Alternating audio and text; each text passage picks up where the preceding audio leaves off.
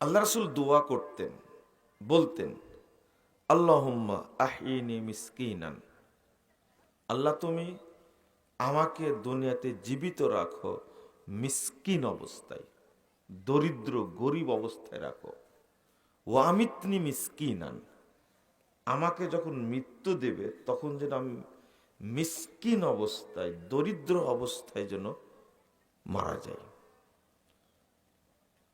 ওয়াহশুরনি ফি জুমরাতিল মাসাকিন ইয়াউমাল কিয়ামা, আর কিয়ামতের মাঠে তুমি আমাকে মিসকিনদের মধ্যেই রাখিও।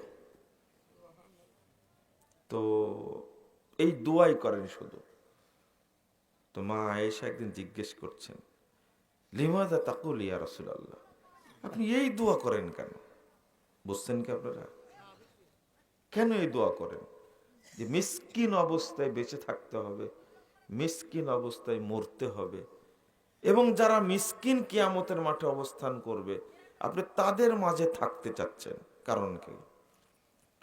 আল্লাহ রাসূল তখন বলছে, আয়েশা শোনো, ইয়াদখুলুল জান্নাহ আল ফুকারাউল মুমিনিন ক্বাবলা আল আগনিয়া ওয়াহিয়া খাম ক্বাবলা ওয়াহিয়া 500 আমিন।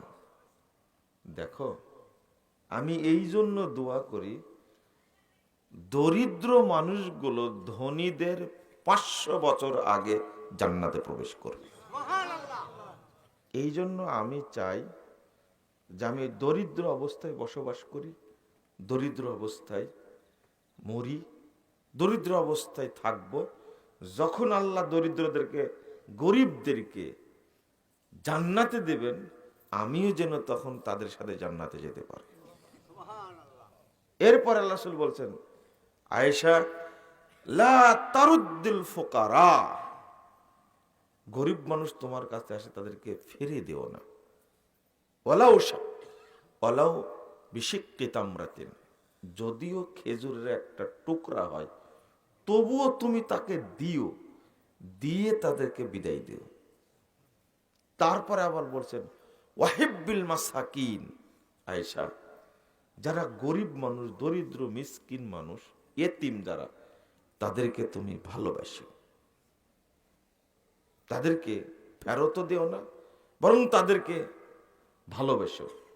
আবারও বলছেন ওয়াকাররিবিহিম, তুমি তাদের কাছে থাকিও। বুঝতে পারলেন?